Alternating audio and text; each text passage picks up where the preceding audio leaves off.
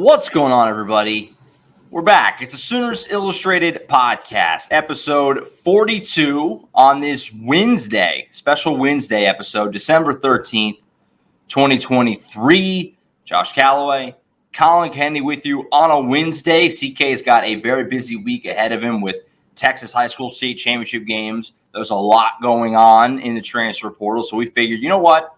Let's sit down and let's do a special Wednesday portal-only episode. And then I'll get back with Tom and James tomorrow from the more regular Thursday show. So we have a little extra content for you guys this week. 3 podcast week because we love you all. There's a lot to talk about. So we're hitting it. CK, man, it's crazy times. A lot is happening in the transfer portal, including stuff that we weren't all totally prepared for. And that's obviously Cayden Green. And that's where we're going to start. Obviously, fans are extremely interested in what the heck happened here. So if you missed it or you're not aware, which I'm assuming almost everybody is, but just in case, Cayden Green, freshman offensive lineman from Lee Summit North, started, I think, 7 games it was this year at guard for Oklahoma. Looked like a future star, certainly a guy who you were penciling in as a starter next season at the guard, at one of those guard spots.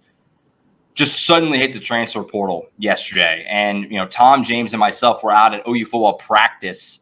We're walking off the practice field after the viewing window, and it percolates around. Everybody's saying, holy smokes, Cayden Green just hopped in the transfer portal. Our own Matt Zenitz, 24/7 Sports, confirmed it. He hasn't said anything publicly officially yet.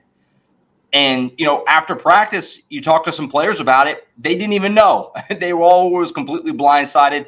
McKay Matoyer said, I thought he was taking a final because obviously it's finals week right now, and so it's a little spotty on who's going to be at practice and who's not. Nobody was prepared. Nobody on the team knew. Collin, I mean, this came out of left field, it seems like, for basically everybody. The last 24 hours have been crazy trying to figure out what the heck happened. What have you learned? What have you gleaned? What can you shed any light, I guess, for OU fans on what exactly happened here? Yeah, so story time. I'm visiting my grandmother in her new retirement home, trying to be present, trying to be attentive. The Deion Burks news had just dropped, which we'll get into here in a little bit. I thought I was in the clear, have my phone in my pocket. I'm trying to be present with my grandmother, and I can feel my phone blowing up in my pocket. Now, Josh, you know me well personally. I don't respond to a lot of text messages very often. I'm a phone call guy. I get a lot of text messages as it is. Not a big fan. But I feel a lot of these text messages coming in. I'm like, this has got to be something that I need to look at. And when I check my phone, I may or may not have dropped an expletive in the middle of the retirement facility that drew the attention of several elderly folks. So I apologize for that. But I also apologize to Oklahoma's fan base. I apologize to Oklahoma's coaching staff, the players, because no one knew this was coming. I mean, to sum it up, I had about 3 different sources text me at that time, and they all were saying something to the effect of, dude, Cayden Green hitting the portal, and then after that, this is stunning, this is odd. I had one source say ominous. Yeah, like, I don't know what else there is to say other than the fact that this caught everyone completely off guard. And now your best offensive guard, in my opinion, is hitting the portal, likely to explore other options. Mm-hmm. As far as what the end goal is here, no one knows because Cayden Green hasn't really been in contact with anybody. He's kept everything close to the vest. I saw one Oklahoma fan put out something to the effect of like his family had largely deleted their Twitter accounts upon news of this move. Yeah.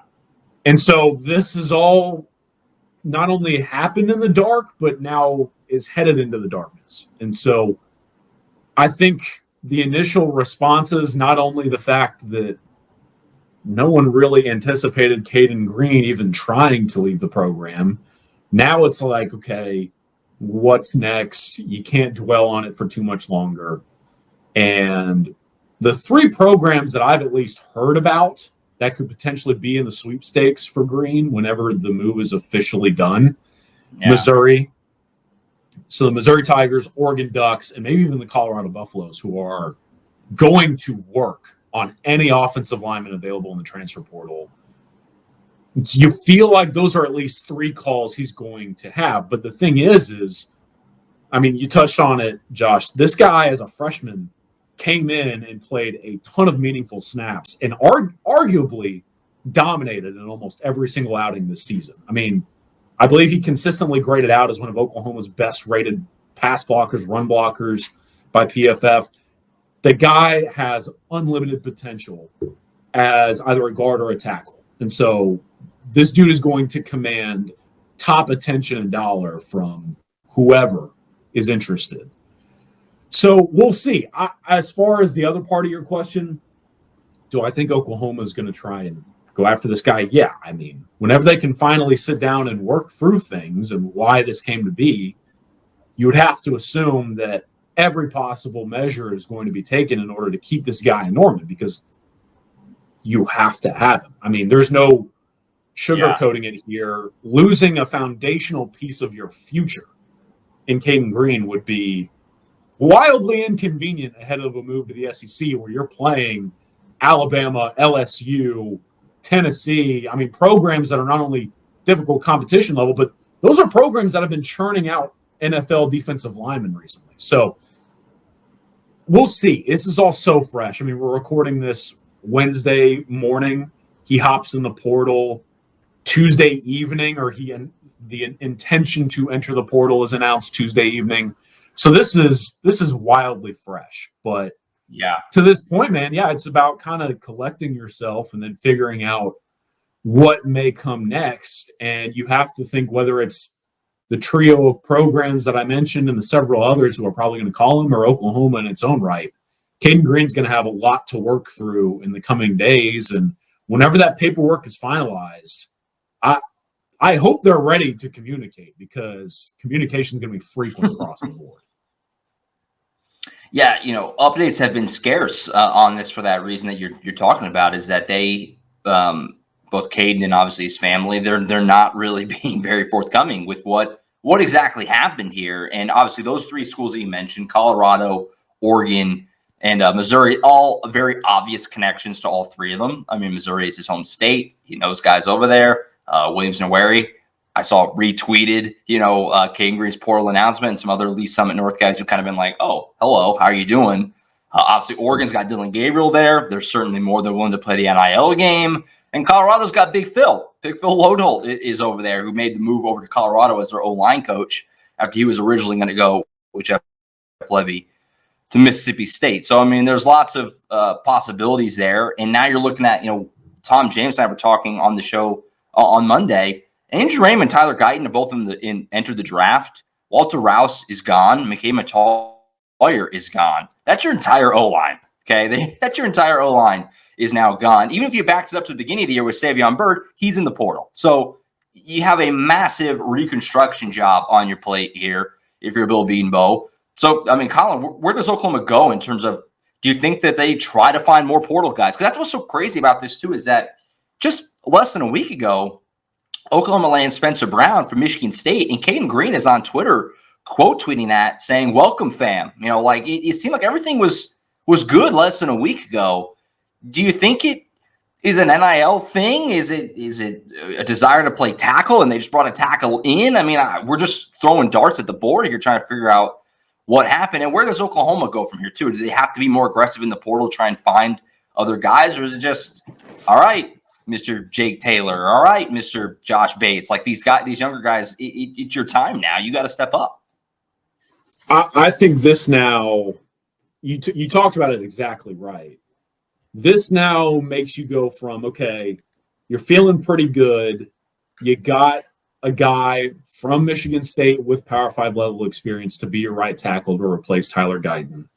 You felt like Cayden Green and Jacob Sexton were going to form an elite left side of the line. I mean, right. Elite going into the SEC, which is huge.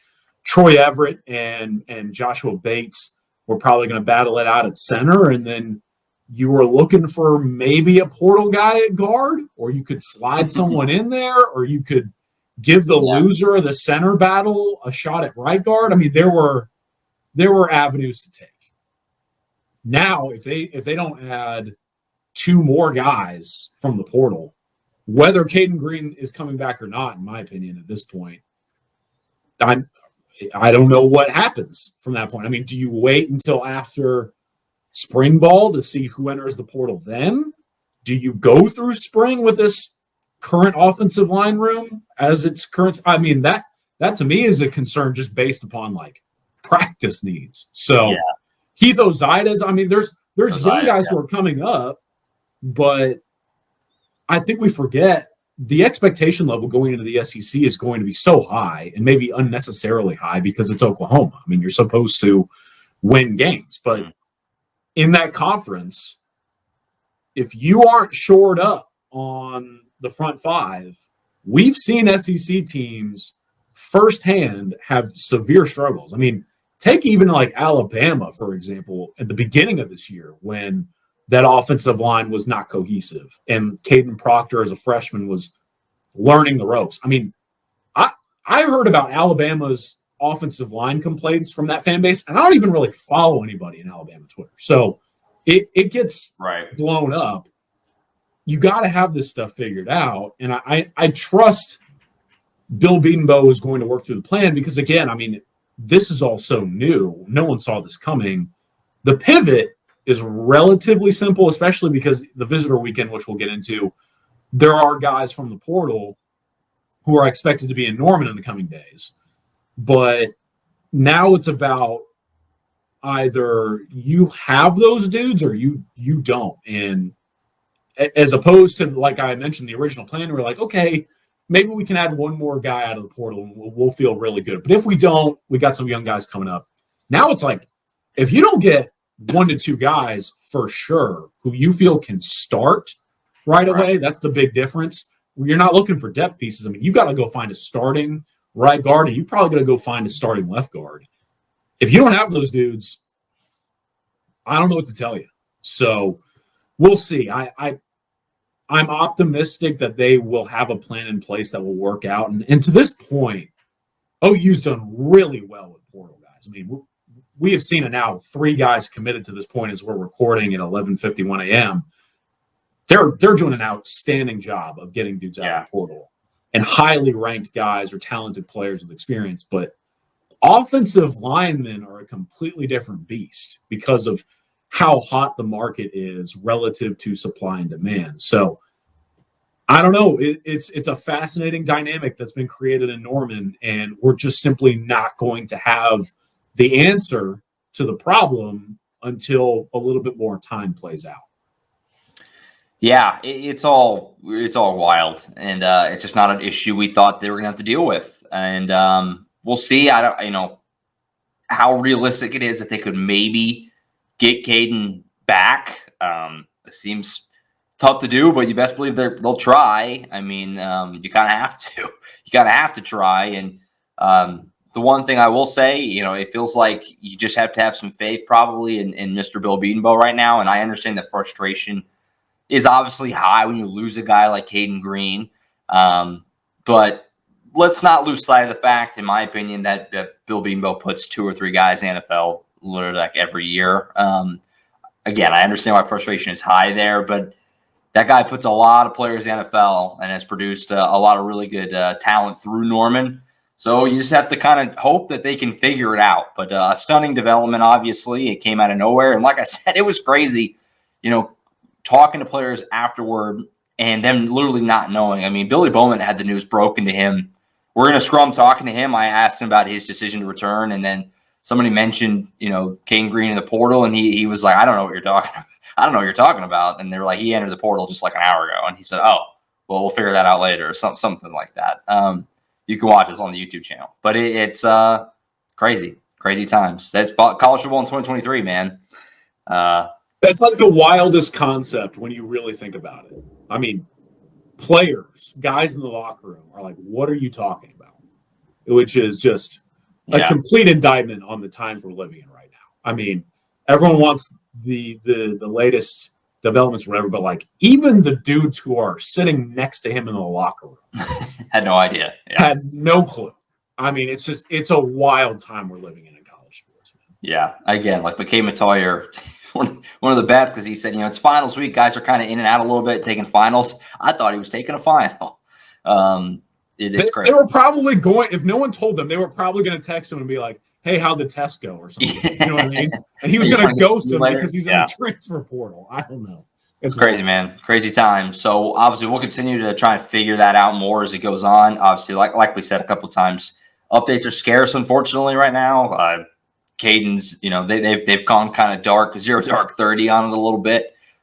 Like Collin referenced, family members have deleted Twitter accounts, and it's crazy. It's crazy stuff. So we'll try and figure it out more as we go, and we'll see whenever Cayden makes his decision public, which he obviously still has not said anything himself. Yeah, wild times.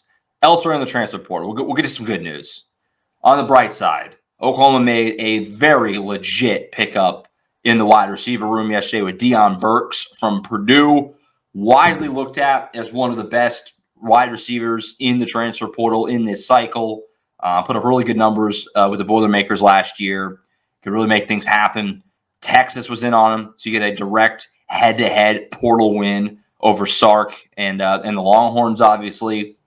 Collin, on paper, it would seem that does Oklahoma really need another receiver? I mean, they have lots of guys. Outside of Drake Stoops, everybody is expected back. Jalil Farouk just said yesterday that he is planning on staying at Oklahoma another year. There was some thought maybe he could go to the draft. Maybe. Sounds like his heavy lean is to stay in school another season. So you have Angelo Anthony come back from injury. You got Nick Anderson. You got Jaden Gibson. You got Jacques Petaway sitting there. You have all the guys in the recruiting class we've talked about a bunch of times. What made Oklahoma think that we got to go get Deion Burks, a guy who you would assume is going to slot right in as a major contributor, right away after he did it, and it still has a couple years of eligibility remaining as well after his time with Purdue?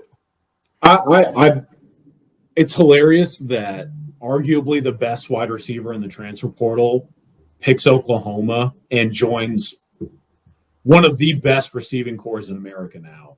Yeah. And no one talks about it because Cayden Green hits the portal, right? Overshadowed it. Yeah. I mean, it got swept under the rug. And this is a future NFL player that OU just added to Nick Anderson, Andrel Anthony, probably Jalil Farouk.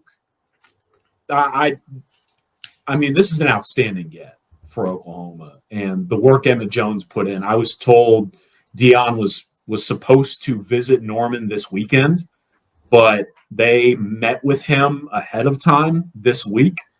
Those conversations ended up going really well, and then all of a sudden, I just seems like he was like, "All right, I'm down." And not only was this a guy that had offers in the portal from basically anywhere you can imagine, but it started to come down to strictly Oklahoma and Texas. Now, I will say, full transparency, I know that Texas has been evaluating the wide receiver transfer portal market extensively.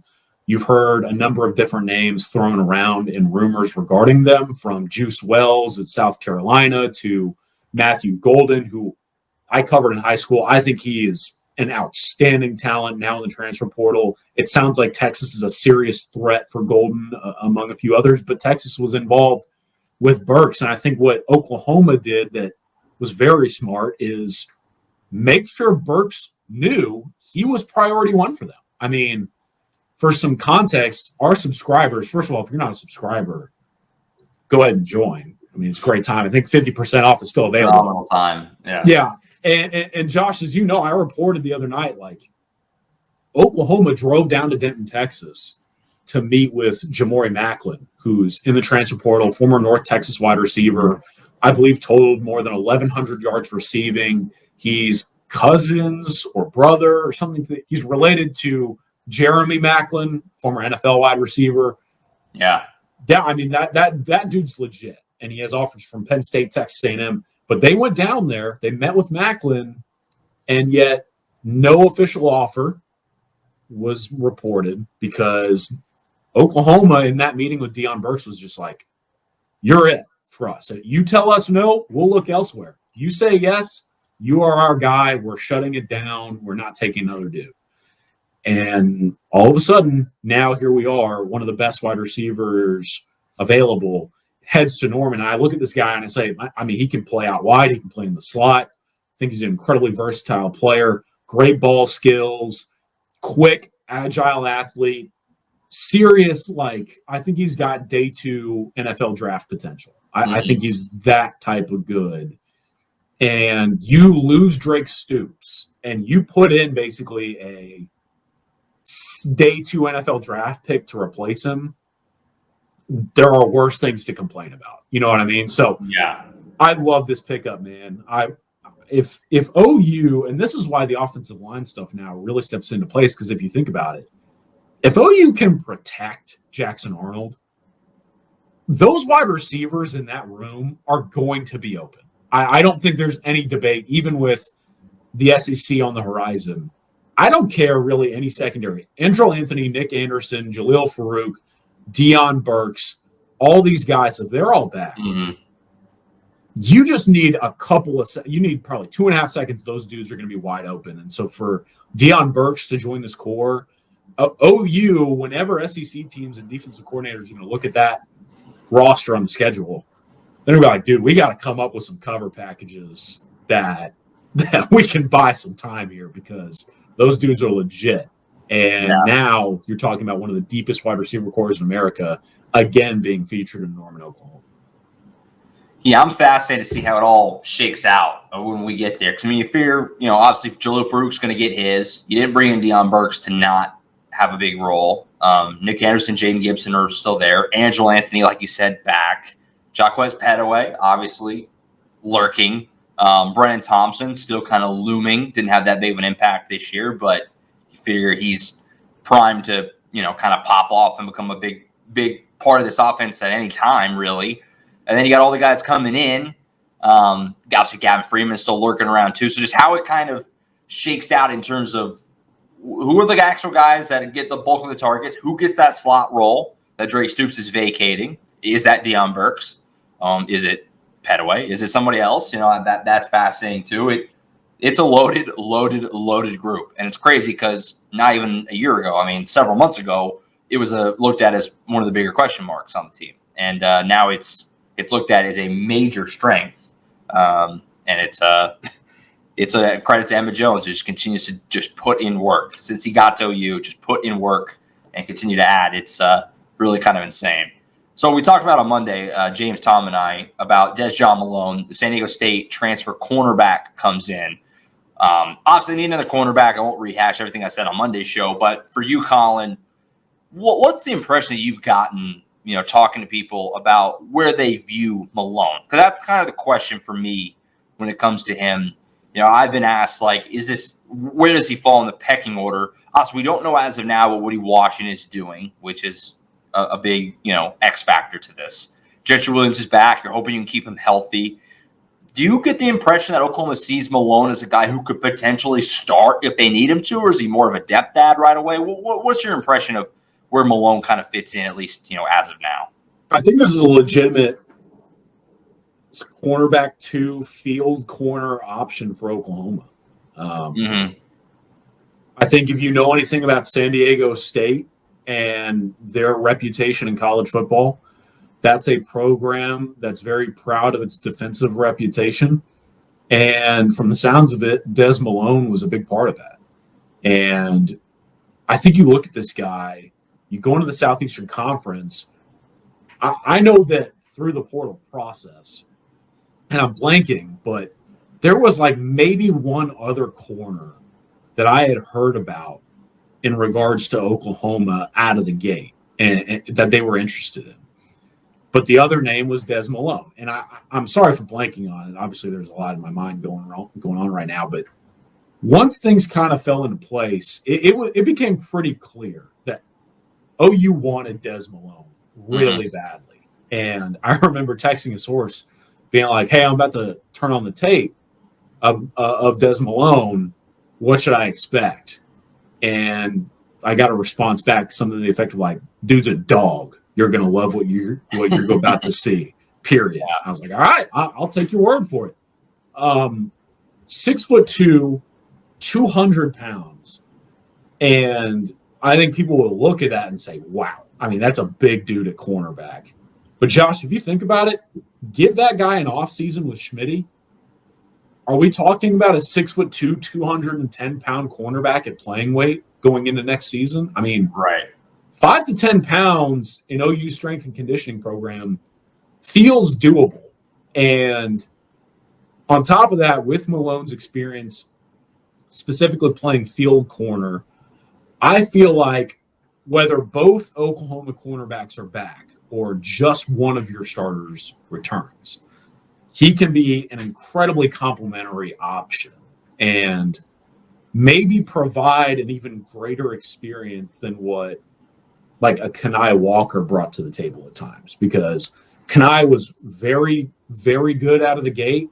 I think we saw some inconsistencies from him towards the back end of last year. Mm-hmm. But Des Malone's been there and done it, right? And I feel like, let's say Woody Washington comes back, you're really excited about Des Malone being your first guy off the bench, especially if someone like Gentry Williams is dealing with something. If Woody Washington leaves, okay, put Gentry Williams as your cornerback one or your boundary corner, and let Des Malone play the field where he's played all his life, or be cornerback two because he's played at big level ball. I think this is a hell of a get. And you can tell people at Oklahoma are really excited about him.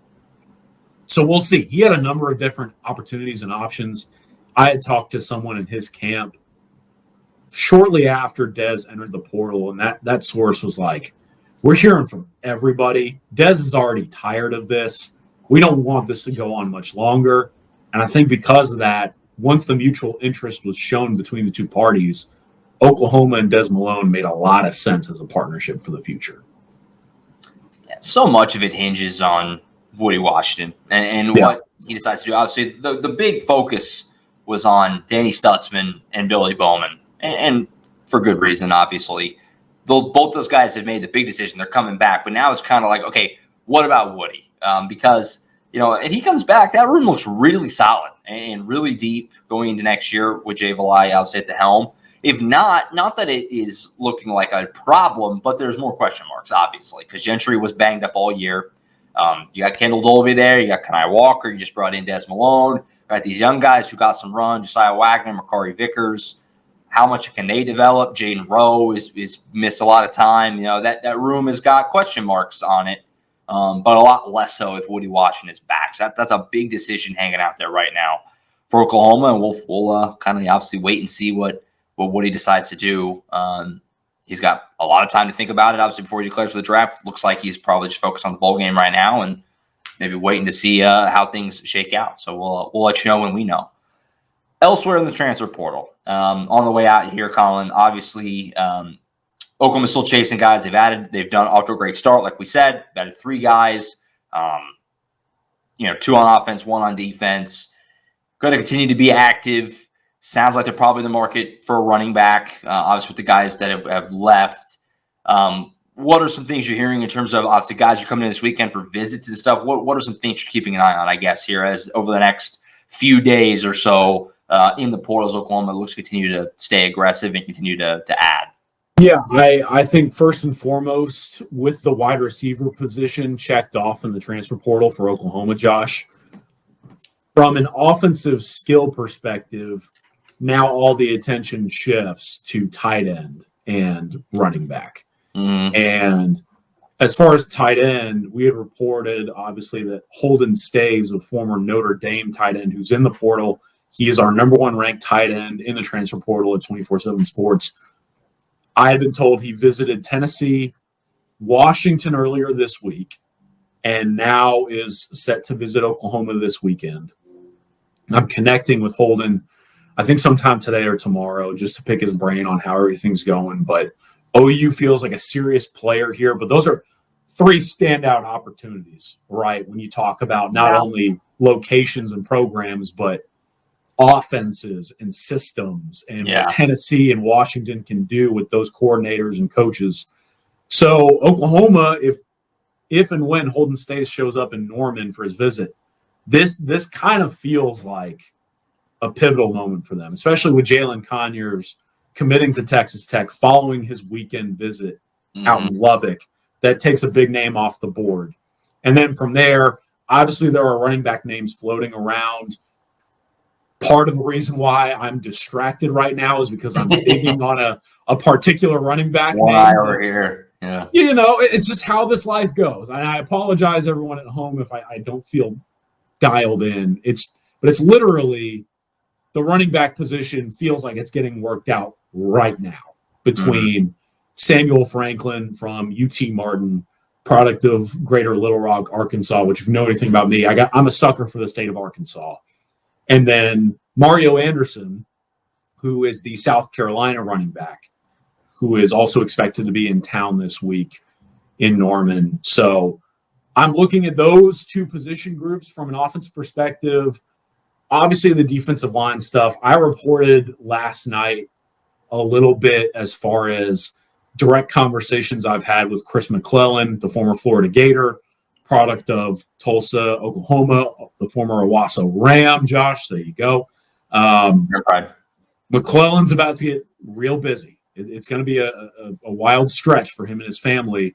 And as we record on this Wednesday, he told me he flies back to Tulsa today. So he will be back in town from Gainesville, and the process truly gets going.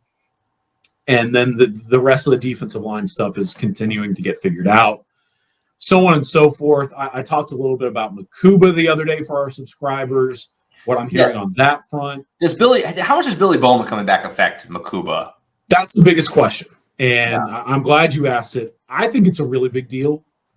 From what I have heard, look, there are big name programs that have, for lack of a better term, a lot of NIL dollars and cents to throw around currently in the Makuba sweepstakes. Yeah. But I don't really see all of that as much as I do the fact that Makuba, given his reputation and what he's accomplished, I've heard he wants to play safety. Like, that's his preferred position. Mm-hmm. And I had heard once Billy Bowman announced, there was maybe concerns that Oklahoma may be only able to really firm up an offer at corner or cheetah, something to that effect, because of how the safety room is currently in its state. And so, but even then, I personally never felt great about Makuba. For those who don't know, I think Texas and Oregon have kind of been the front runners here out of the gate. Oklahoma, though, is kind of interesting. I was told by a source, like, hey, OU may not be given its full due in this recruitment. Like, OU might have a serious chance if they can get him on campus. And now with Billy Bowman back solidifying a safety spot, I think that makes the pitch a little bit more difficult. I think that's fair to say, right? So we'll see on the Makuba front. There's a couple other names floating around, but basically there are guys expected to be in Norman, especially this weekend. Then the dead period hits, and that's when you feel like there could be a string of announcements from that time leading up until like the early signing period for recruits. Yeah. So we'll see. It's a big weekend coming up. We'll be doing our best to keep you updated throughout. But yeah, I mean, this is where we're at now. So transfer portal visit weekends, man. I wild to think about this kind of stuff even a couple of years ago, but that's very real, and it's going to be very relevant in Norman, Oklahoma. Yeah, Makuba is fascinating to me because, that safety room with Billy Bowman back. You got Billy Bowman, Peyton Bowen, Robert Spears-Jennings, Dave McCullough, Eric McCarty, Reggie Powers, Jaden Hardy, Michael Patterson-McDonald, and then throw Michael Boganowski in there if you want to call him a safety. That's a lot of dudes. That's a lot of dudes. And I may have even missed one or two there. That's a lot of dudes. So, the options are certainly plentiful for Brandon Hall. And them, I'm just curious if they felt the need, if they bring him in. I mean, you're not going to turn down a guy that caliber. Right. But, yeah. But that's the thing is these transfer guys are very aware because they're sorting through their final chapters of their college career. They have a whole camp. These guys are studying everything from the depth chart to the NIL opportunities to the path to development to the NFL draft. I mean, you only get a couple more years, right? You're probably looking at guys with maybe 2 years max left. So for someone like Makuba, who at one point, I mean, he felt like someone who could go in the first round of the NFL draft. And I covered the guy in high school. I watched that dude single-handedly beat up on everybody in a playoff game. I mean, Right. he is ridiculously talented. These races are hard to win. Now, Oklahoma's in it, but you need every advantage possible to win out. And then I should mention, because I'm pretty sure I completely forgot going through all that stuff, to the note of the offensive line in the transfer portal weekend, Josh, we know that there are going to be portal guys along the offensive line coming in this weekend. Teammate of Spencer Brown, Geno Vandemark, big offensive guard type from Michigan State. Think he'll be on campus this weekend. That feels like a guy you got to get. I don't think they can afford to miss on Geno Vandemark. And then I'm probably going to butcher the name, but Fabechi Nwewu from North Texas played at Capel High School, that's like roughly 30 minutes from where I live down here in DFW, was a preferred walk-on at one point at UNT, and now is in the portal with several offers. He just visited Texas Tech. Arkansas entered the mix, and now I think he will be at Oklahoma as well. Guy played both guard and tackle. So if OU can somehow swing both of those dudes, I mean, if you think about it, Vandemark feels like an immediate starter at right guard next to a guy he knows in Brown. They played together at Michigan State. And then in Nwewu, guy played guard and tackle. You could have that guy play on the left side or be a reserve role kind of guy if Cayden Green opts to return. So a couple of really big names as far as the portal and offensive line recruiting also expected to be on campus. Had to make sure I mentioned that before we got out of here. Sounds like a great time to become a VIP subscriber. Man, I sure hope so. Please come support us. It's a busy stretch. We're doing our best to support OU fans, and it's been a really awesome time on the board. But yeah, it's wild. It's wild times. Collin's been all over it. Obviously, guys visiting, guys Oklahoma's been in on, and so want to be sure to hop aboard. Oklahoma.247sports.com, SoonersIllustrated.com takes you to the same place. Become a VIP subscriber. Come along for us. Obviously, access to Collin along with all our other great recruiting experts and transfer portal guys who have all been crushing it throughout this cycle. And wild more times are ahead. The transfer portal, give it, then it taketh. It's been pretty kind, Oklahoma, all things considered. I had said on either Monday or last week, I don't know, the shows run together, that for the most part, the guys Oklahoma had lost in the portal were a lot of guys who weren't going to see the field much next year. That's not the case for Cayden Green. He was penciled as a starter next year, but that's how it goes. That's how this crazy stuff goes. So we'll figure it out. And if you need more incentive to sub, yes, the portal's crazy now, folks, but keep in mind, once bowl season wraps up, oh boy. Oh boy. Wow. And we haven't even talked about the spring window either, but once bowl games are over, strap in, folks. It's going to be nuts. Oh, yeah. Excited. Signing day a week from today also.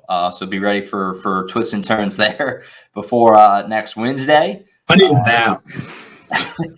I think usually Brent Venables has a press conference in Norman on signing day, so we'll be down there, Tom James and myself for that, and Collin will be looking alive for any twists and turns, and we'll be sure to have you covered through everything over the next week, month, year.